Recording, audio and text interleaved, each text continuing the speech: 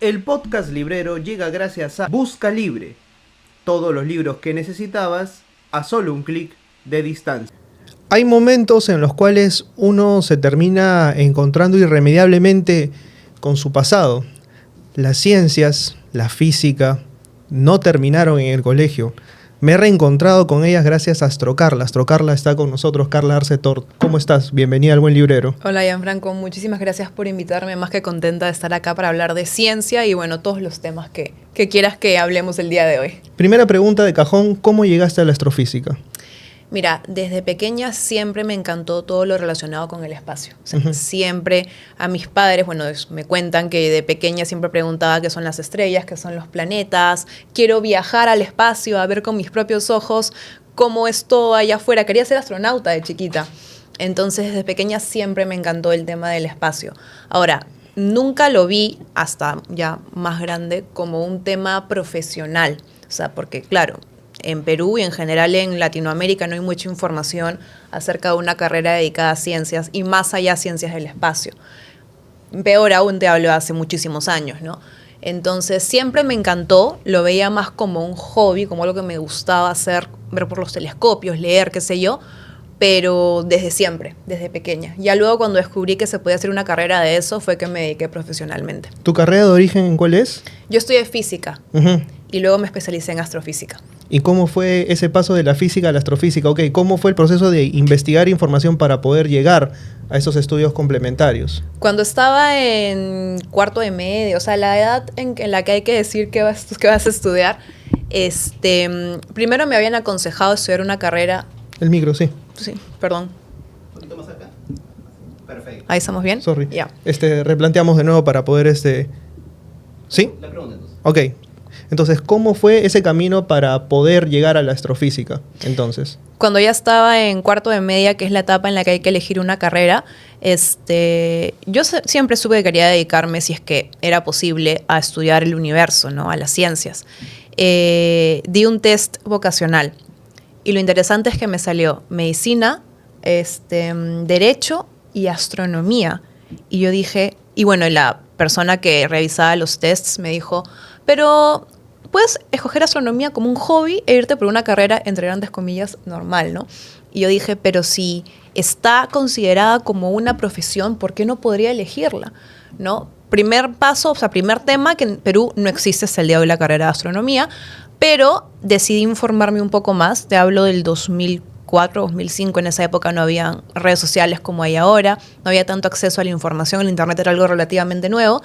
Pero pude encontrar el tema de la física, ¿no? Que es una muy buena base para luego hacer astrofísica.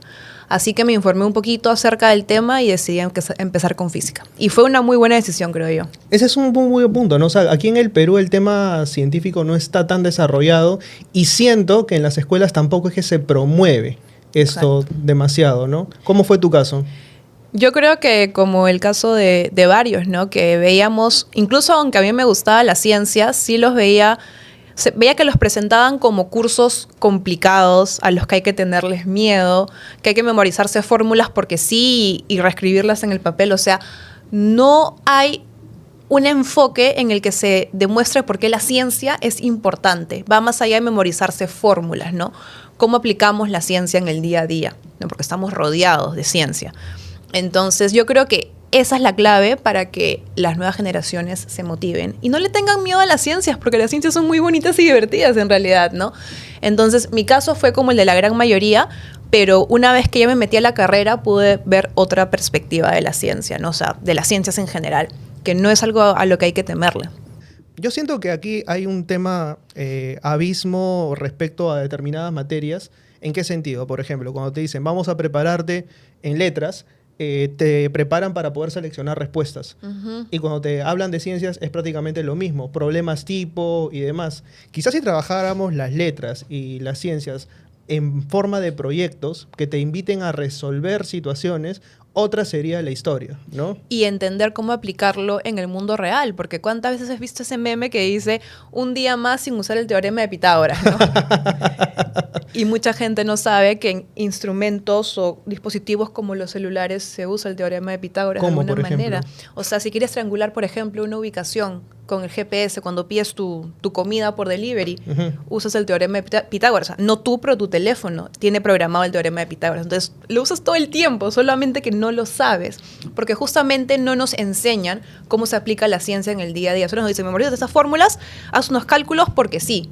Y pon cuál es la respuesta. 4, chao. No te dicen, ¿y para qué sirve ese 4? Ujú. ¿Cómo lo aplico en el día a día, no? Importante eso, ¿no? El otro día veía una serie de contenidos que tú publicabas, me he hecho fan, síganla, @astrocarla. Astrocarla. @astrocarla. ¿De qué están hechas las estrellas? Y por ahí es algo que te has preguntado y de repente, hasta que viste el contenido de ella, no te enteraste de qué estaban hechas las estrellas, de qué están hechas las estrellas. Son bolas inmensas de gas muy caliente, básicamente de hidrógeno y de helio. Ujú. Y, por ejemplo, ¿por qué este tipo de información, por ejemplo, no la revisamos en el colegio? Quizás por esta premura de simplemente tratar de seleccionar respuestas. Y porque siento que la secundaria, al menos, es una trituradora completa de la creatividad. Yo creo que el colegio, bueno, al menos cuando yo estaba en el colegio, y creo que hasta el día de hoy, es simplemente una preparación para dar un examen de admisión. Ujú. No te enseñan más allá de, como tú dices, problemas tipo, ¿no? O preguntas tipo. No te enseñan para qué sirve en el mundo real lo que estás aprendiendo, o al menos no en la gran mayoría de casos, creo yo. Ujú. Y pienso que eso es lo que podría desmotivar a muchos niños y a muchas niñas de elegir ciertas carreras que en realidad les gustan, ¿no? Y en tu caso, por ejemplo, entraste a la carrera de física. Siento que también hay una brecha de género importante y que hay que mencionar. Pareciese que, no sé si es la realidad de Perú o si es la realidad de Latinoamérica, que la ciencia está reservada para un terreno exclusivamente masculino. ¿Cómo Sí. fue en tu caso chocarte con esa pared? Yo me acuerdo que cuando iba a postular a física me decían, pero es una carrera para hombres. Así. Literalmente me lo decían. Estamos hablando ya a mitad de los los 2000. 2000s. O sea, no creería que no, pero te dijeron, es una carrera de hombres. Es una carrera de hombres, para hombres. ¿Estás segura? Y yo, pero por supuesto que sí, ¿no?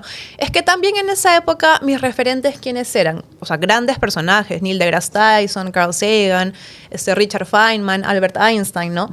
Pero todos hombres, todos señores y todos europeos o norteamericanos. Ujú. No tenía referentes latinoamericanos y no tenía referentes mujeres hasta el momento, ¿no? Hasta ese momento.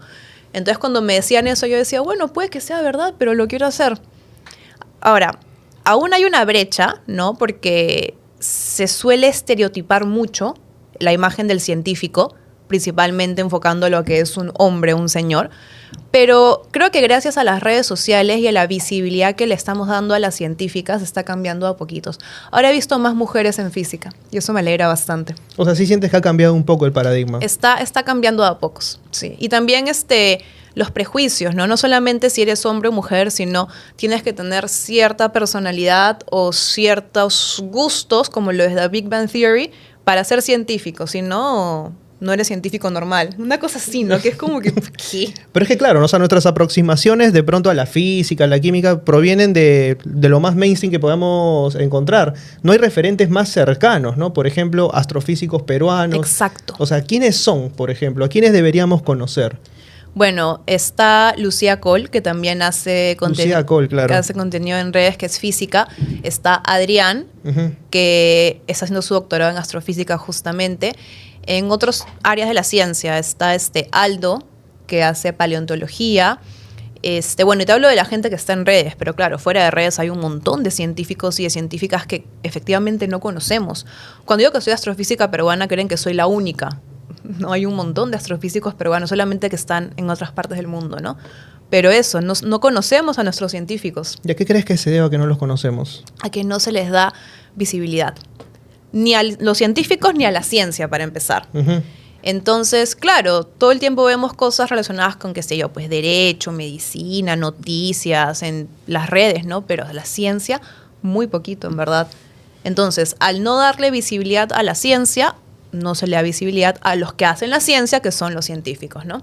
Y eso tiene también que ver pues con una tendencia que creo yo se repite en varias universidades. Creo que tenemos la suerte de estar en una que justamente es la que produce investigación, pero no digamos la moda de todas las universidades en el Perú.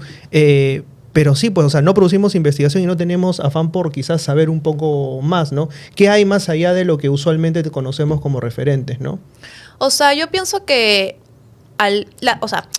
He visto que en los últimos años se ha incentivado más la investigación básica en las universidades, lo cual me parece excelente. No solamente por el hecho de que recobramos a los científicos que desafortunadamente tienen que irse del país, no porque quieran, sino porque no hay oferta laboral, sino también porque el país necesita generar conocimiento. Y lo vimos claramente en la pandemia, ¿no? El tema de la vacuna. Los países que desarrollaron las vacunas es porque ya tenían estudios previos hechos años antes de la pandemia, porque invierten en investigación.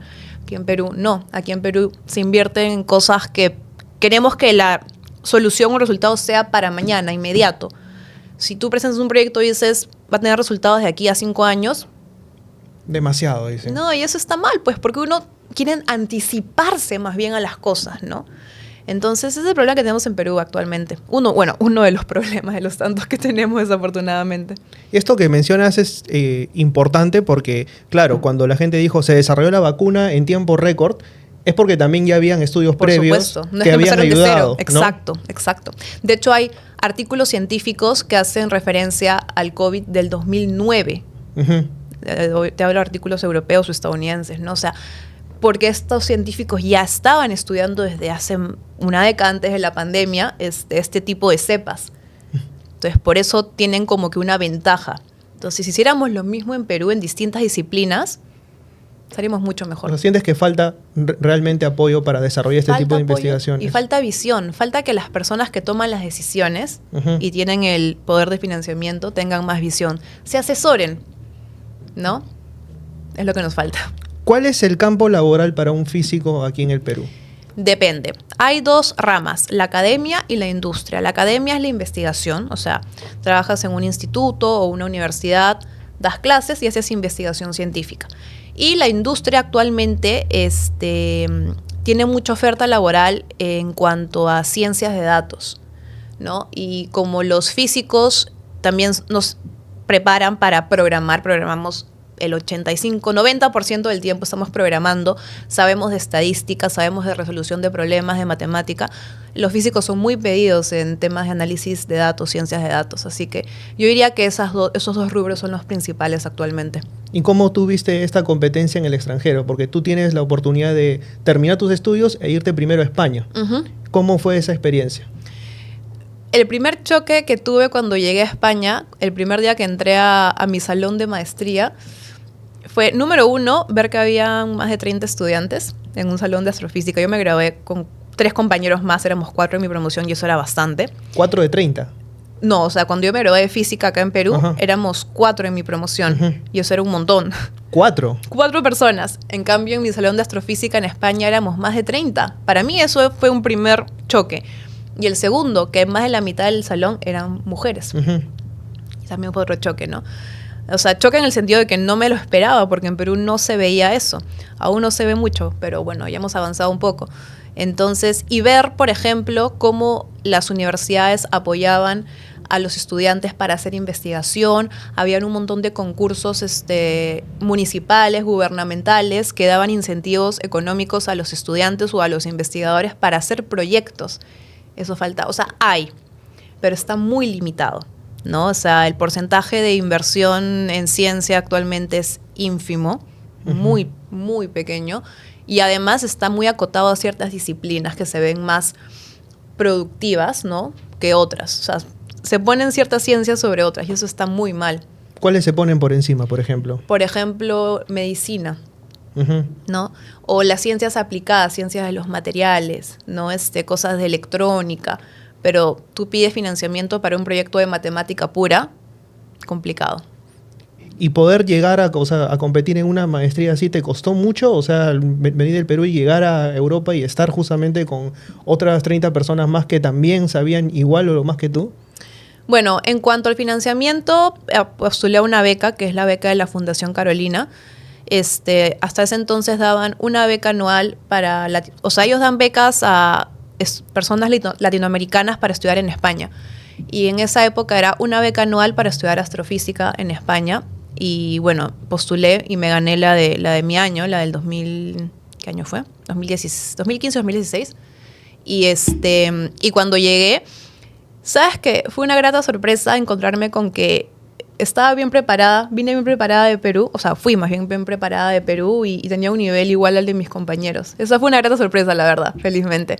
Así que, claro que costó, ¿no? Porque como cualquier carrera, cualquier trayectoria o profesión, hay que ponerle un empeño, ¿no? Pero no me sentí en desventaja académicamente, debo agregar eso. Eso fue un punto a favor, ¿no? Así que... ¿Qué fue lo que más te costó de repente? Bueno, irme de mi casa. Era la primera vez que me iba de mi casa a vivir a otro lugar sola. Encima fue cruzar el océano, no es que era ahí nomás.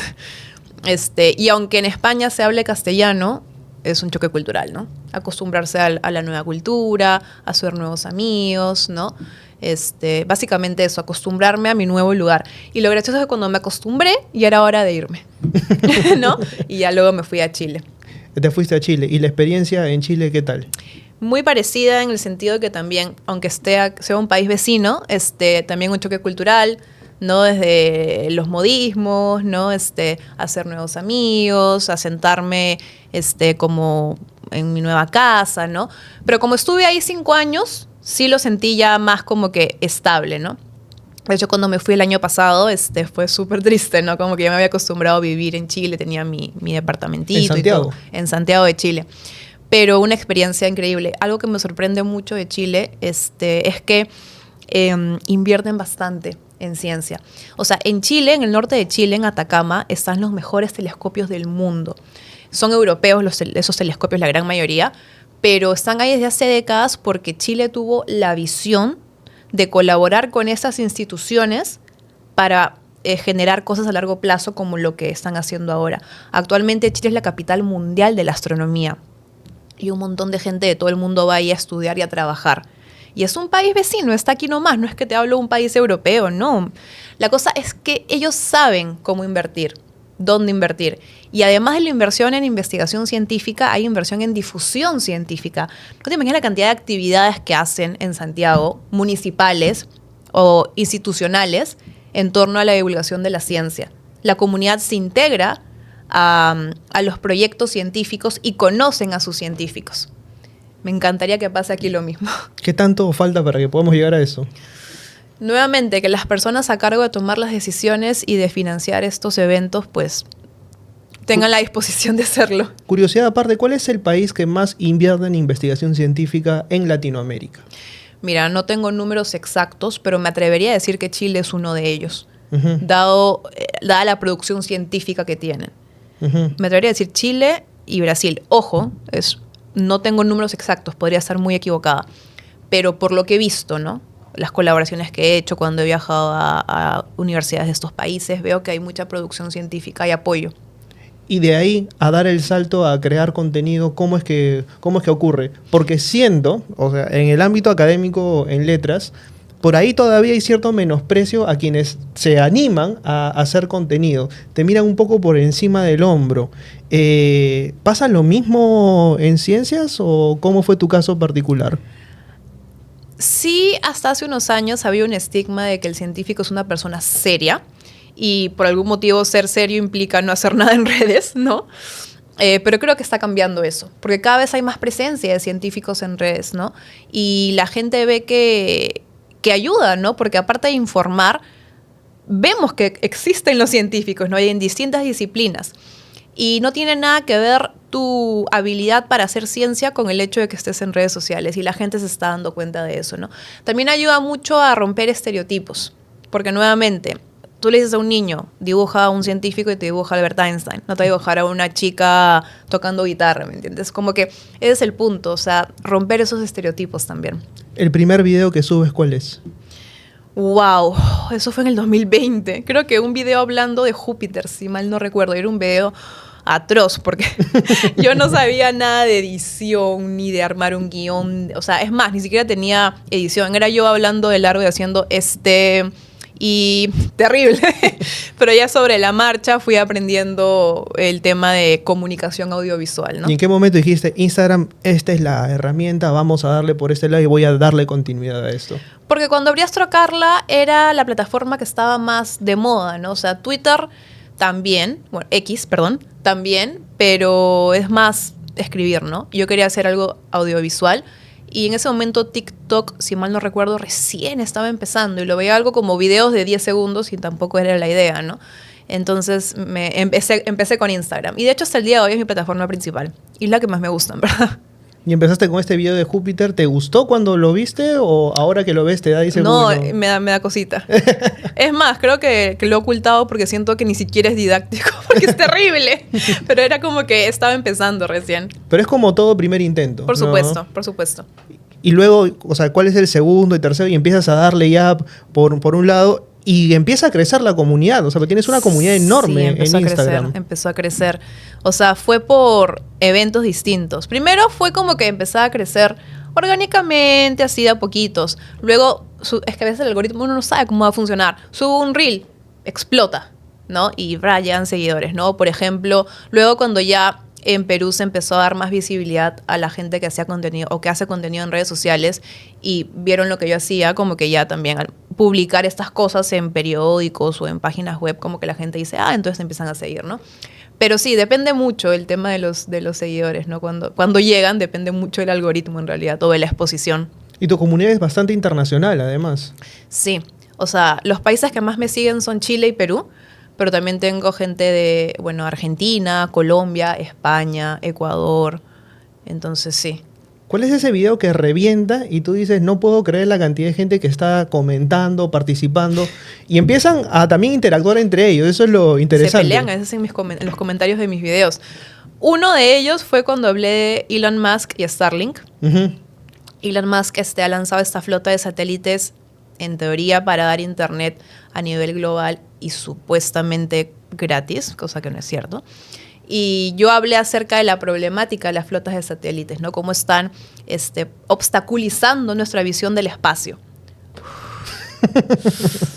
La gente es muy fanática de Elon Musk.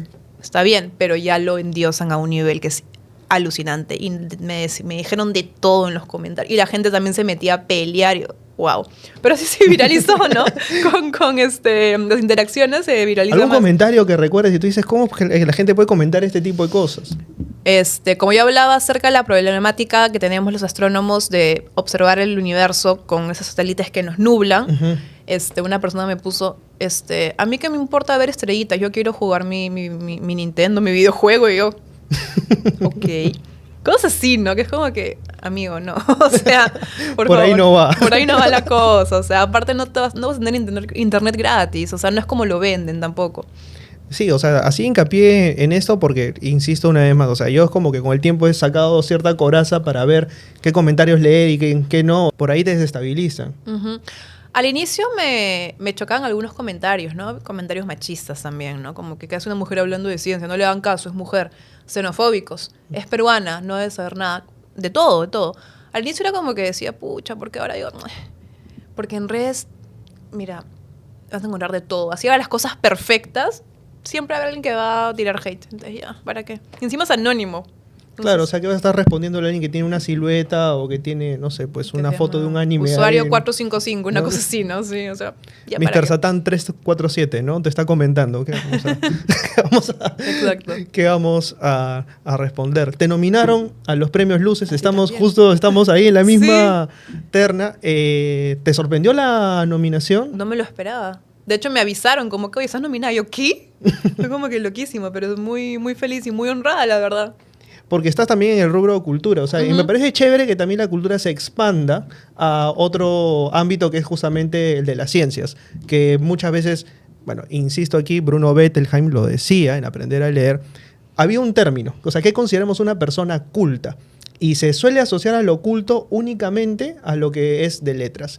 Y lo que dice Bettelheim es, los intereses de las personas son tan diversos que no podemos cerrarlos a únicamente un rubro. Entonces, por lo tanto, no podemos decir que una persona es culta porque ve ciencias o porque ve letras. Simplemente por los intereses que desarrolla y porque se ha hecho especialista en ese rubro a partir de los libros y de las investigaciones que ha leído. ¿Sientes que también hubo un poco de marginación hacia las ciencias en ese sentido? Totalmente, o sea, a las ciencias se les ve como un mundo aparte.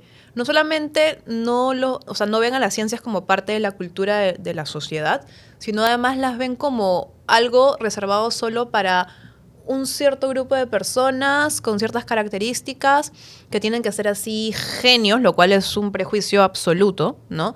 Muchas veces me dicen, tú debes ser una genia en matemáticas, y yo, no, o sea, normal.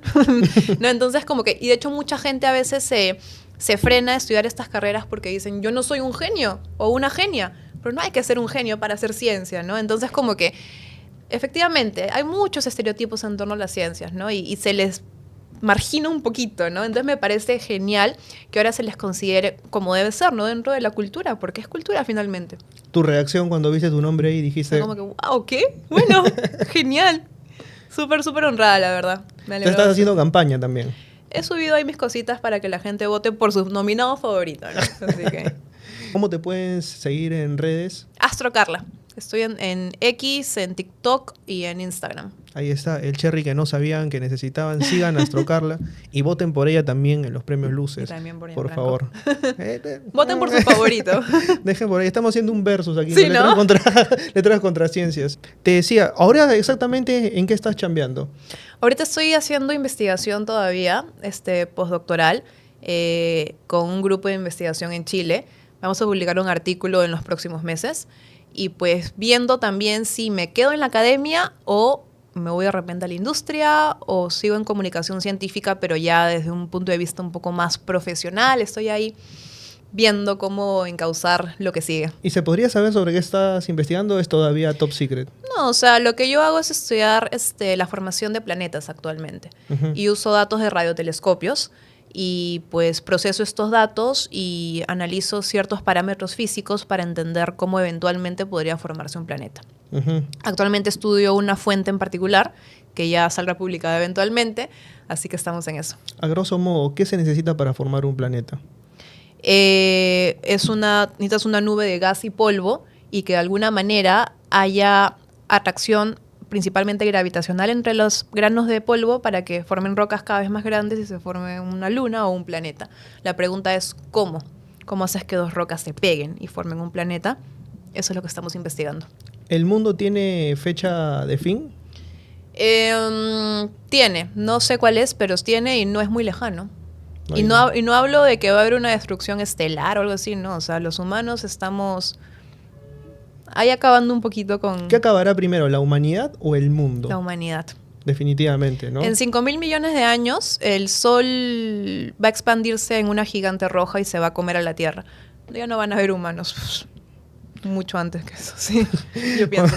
Cuando vemos canales como, por ejemplo, como History Channel, o sea, ¿qué es cierto hay en esto? Yo suelo mirar, o sea, esto con cierto escepticismo, ¿no? Programas como Alienígenas Ancestrales y este tipo de cosas. O sea, cuando lo ve realmente alguien entendido en el tema, ¿qué es lo que piensa? Lo que pasa es que estos programas saben jugar mucho con la ambigüedad. Ajá. No te dicen directamente, esto es verdad, pero te lo narran de tal manera que dices como que, oye, sí, podría ser, ¿no? Pero objetivamente no hay evidencia. Entonces, desde el punto de vista de la ciencia, si es que no hay evidencia, no puedes confirmarlo. El otro día, por ejemplo, hablábamos con Aldo Bartra y nos decía, por ejemplo, esto de los viajeros en el tiempo, ¿no? Estos programas presentaban, ¿no? Que se había un tipo que estaba trabajando en la Embajada del Ecuador, había visto que un viajero en el tiempo había llegado y que le había revelado el mapa donde los peruanos tenían las tropas y que gracias a esa información es que Ecuador pudo resistir una embestida de Perú. Se armó toda una teoría en torno al tema, ¿no? Tiene que ver también con la capacidad de los seres humanos, creo, de recepcionar muy bien las historias, ¿no? Nos encanta creer, o sea, que hay una historia detrás para poder explicar lo inexplicable, de repente, ¿no? Sí, yo pienso que va por ahí. Nos gusta mucho lo que es atractivo, ¿no? Lo que de repente es misterioso. Pero claro, por el hecho de que nos guste el misterio no quiere decir que sea necesariamente cierto, ¿no? Entonces, entra dentro del mundo de la suposición, de las conspiraciones, como le llaman, ¿no? Pero no entra dentro del mundo. Los conspiranoicos, los terraplanistas. No, a mí a cada rato me ponen... Probablemente en cada video que tengo, me ponen en un comentario, el espacio no existe, la NASA nos miente porque para esto, la NASA no es la única agencia aeroespacial que hay en el mundo, pero todo es la NASA, ¿no? Claro, es la más conocida, entiendo, claro. Pero es como que, no, hay muchas más agencias aeroespaciales en un montón de países, la NASA no es que lidere o tenga monopolio sobre el espacio. A mí me han dicho que soy Illuminati, que me pagan las élites. Yo ya quisiera que me paguen, nadie me paga. ¿No? Un montón de cosas. Te han dicho que eres Illuminati, Y que las élites me pagan para mentir sobre el espacio, que el espacio no existe. que el espacio no existe. Tal cual. Tremendo eso. ¿Te has puesto a discutir en algún momento con alguno de estos tipos? Porque hay esta tentación, ¿no? O sea, de que si tú tienes información, con 2 o 3 argumentos desestabilizas cualquier tipo de opinión sin fundamento. ¿Te da como para hacer eso? A veces sí. A veces cuando es que llegan conspiranoicos que ponen el espacio no existe, yo digo... y algunos que tienen ya un verbo más florido, ¿no? Entonces como que a eso sí les respondo porque no vaya a ser que alguien lea el comentario de esta persona y se lo crea. Entonces yo pongo la contraparte con argumentos para que las personas que lean los comentarios sepan cuál es la respuesta a lo que dice esta persona en primer lugar, ¿no? O sea, ¿te acuerdas de alguno? No necesariamente que te hayan dicho que el universo no existe, pero que hayan insinuado de pronto algún tipo de coqueteo con el terraplanismo. Sí, o sea, terraplanistas todo el tiempo me comentan. Una vez hablé acerca de la edad del universo y una persona puso un párrafo gigante de por qué el universo en realidad era mucho más joven y no sé qué. Yo, pero es que no tienes argumentos. Y yo puse cuáles son las pruebas observacionales de que el universo tiene cierta edad, ¿no? Entonces, ese tipo de cosas. Pero los terraplanistas ponen, la Tierra es plana, deja de mentirnos. Y yo, ¿qué más puedo decir? No es así. O comentarios, ¿no? Como que en esos segundos de oscuridad en los cuales el Apolo 11 recorrió la Luna. Ah, sí, que dicen que es mentira. Claro. ¿Cómo afrontar esas cosas, por ejemplo? Pues si mencionan ciertos eventos y los asocian con que es mentira, responder por qué efectivamente no es mentira, ¿no? Y por qué sí es real que fuimos a la Luna y que vamos a volver con Artemis en unos años. O sea, y el tema de la colonización a Marte, por ejemplo. Yo creo que... No creo. Objetivamente, Marte puede visitarse, puede haber una misión tripulada, eso sí, bajo un riesgo gigante de que la tripulación sufra daños, pero ir a vivir a Marte es absolutamente inviable. Marte es un planeta hostil, no está hecho para la vida terrestre. Entonces, hay gente, y entre ellos Elon Musk, que dicen, bueno, la Tierra sí eventualmente se va a sobrecalentar, no va a aguantar más, pero nos vamos a Marte, no hay ningún problema. Es una vendida de humo alucinante. Pero alucinante. No hay oxígeno, las temperaturas son extremas, la atmósfera es delgadísima. No se puede sobrevivir en Marte de ninguna manera. Hay gente que se aferra a la esperanza porque encontraron fósiles o restos de que en algún momento había habido agua. Sí. De hecho, sí es cierto que en Marte alguna vez hubo agua líquida en la superficie. No implica necesariamente que haya habido vida, pero el hecho de que hayamos encontrado indicios de agua líquida en su superficie en el pasado de Marte, quiere decir que podemos entender qué sucedió para que esta agua líquida desaparezca, ¿no? Y podría darnos indicios sobre el futuro de la Tierra misma, ¿no? Porque es un planeta vecino, un poquito más chiquito pero que la Tierra, pero rocoso finalmente, entonces hay similitudes. No con el afán de ir a habitar, pero sí con el afán de hacer viajes al espacio y cumplir tu sueño, de poder ir a conocer el espacio. ¿Qué tan cerca estamos de poder realizar viajes al espacio? Actualmente, hace unos años, un par de años, se propuso el tema del turismo espacial. Es posible, riesgoso, porque, claro, yo de pequeña decía, quiero ser astronauta, qué bonito, pero es muy riesgoso subirte a un cohete desde la propulsión, ya hay un riesgo gigante. Y el espacio es un lugar hostil para la vida. Entonces, ahora le tengo más respeto al hecho de viajar al espacio. Es más, si salimos de la atmósfera terrestre, tampoco es que vamos a mirar por la ventana y vamos a ver galaxias. O sea, no es así, ¿no? Entonces, ahora le tengo más respeto a viajar al espacio. Entonces, pero podría darse el tema del turismo espacial, aunque me parece una tontería, francamente. Porque no es que vas a salir y vas a ver, como te digo, galaxias así, wow. Y es muy riesgoso y muy contaminante. Probablemente lo que vemos sea todo negro. Por supuesto. ¿No? Así, entonces, ¿cuál es el chiste? Estar metido en una, como lo del submarino que implosionó. Claro. Algo así. Que es una negligencia tremenda, además, ¿no? Uh-huh. O sea, y con un joystick, o sea, sí, meterse a jugar con el tema. Y tenemos antecedentes más o menos, recientes de, por ejemplo, el Columbus, ¿no? Que fue el que explosionó en 2003, me parece. Sí, creo que sí, no recuerdo la fecha exacta. O sea, Pero fue sí. a inicios de los 2000, sí. Claro, o sea que era una expedición que estaba haciéndose para ver justamente la estación espacial, no es que ni siquiera era una misión específica, ¿no? Y lo del Apolo, el primer Apolo también, ¿no? O sea, claro, es bien complicado. No es... Sí, hemos avanzado tecnológicamente, pero son cosas muy delicadas, ¿no? Por eso la gente dice, ¿y por qué no hemos vuelto a la Luna desde el 69? Porque no es un juego de niños, ¿no? Es costoso, contamina, es riesgoso para la tripulación. Si no hay una finalidad, ¿para qué vamos a estar viajando al espacio como si fuera un juego, ¿no? Entonces... El Apolo 13 nada más, o sea que estuvo ahí nomás de quedar. Creo que hubo hasta el Apolo 15, ¿puede ser? Sí, creo que si mal no recuerdo. Y ahí ya, el gobierno americano suspendió, ¿no?, las misiones Apolo. a la Luna. Hoy en día, alguien que quiera ser astronauta, aquí en el Perú, ¿qué debería de hacer? ¿Cuál es el camino a recorrer? Mamá, quiero ser astronauta. Uy. De lo que conozco, número uno, que tener una carrera, creo que en ciencias o ingeniería, en principio. Porque, claro, viajas al espacio, pero tienes que aportar de alguna manera a la tripulación, ¿no? A la misión. Luego tienes que entrenarte en el ámbito militar. En mi ámbito militar, eso sí porque, es nuevo. Porque, claro, tienes que saber, bueno, no necesariamente pilotear una nave, pero al menos tener nociones, tener buen físico, buena salud, ¿no? Porque no es que cualquiera pueda viajar al espacio y todo va a estar bien. El espacio es muy hostil. Entiendo, bueno, aquí en Perú, hasta donde yo sé, casi segura de que no hay centros de entrenamiento para astronautas.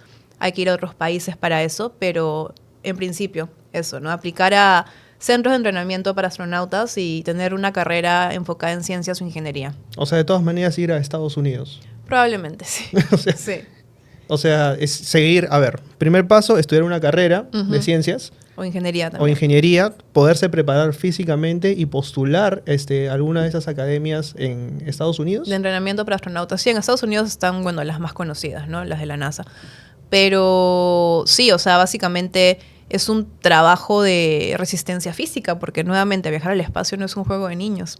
O sea, dentro de las cualidades físicas que te piden para poder ser un astronauta, ¿cuáles están, por ejemplo? Estar saludable, ¿no? Saludable, tener masa muscular aceptable, porque claro, cuando se hacen en microgravedad, las condiciones físicas cambian, ¿no? Se ven afectadas. Dependiendo de si piloteas o no, tener buena visión, buena vista. Depende mucho, ¿no? De tu rol en la misión, en la tripulación, pero a grosso modo estar saludable. Estar saludable y tener un buen estado físico. En ¿no? sí, en principio.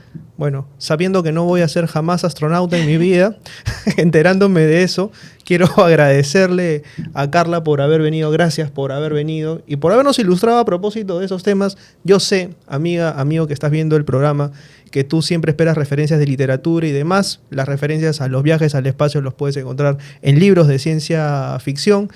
Dentro de poco, creo, no van a ser tan ciencia ficción, los viajes al espacio están cerca, pero hay que tomar precauciones. Por ejemplo, saber que vas a ver todo absolutamente negro y que está bastante lejos de ser como te lo han pintado en las películas. Sigan a Astro Carla, por favor, ahí la tienen. Y con nosotros será hasta la próxima semana, a la misma hora, por el mismo canal. Esto ha sido Descubriendo Nuevos Creadores con El Buen Librero. Chau, chau. Yay.